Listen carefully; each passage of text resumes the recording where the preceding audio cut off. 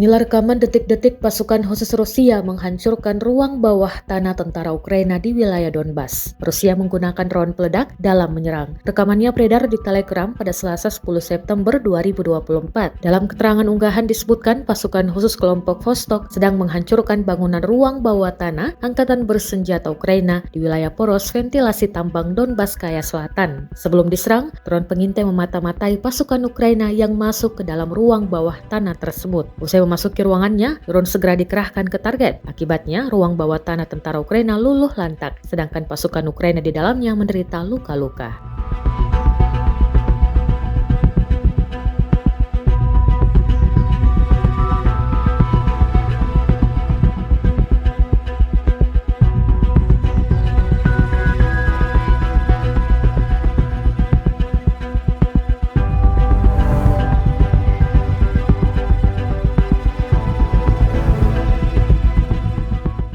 Download Tribun X sekarang, menghadirkan lokal menjadi Indonesia.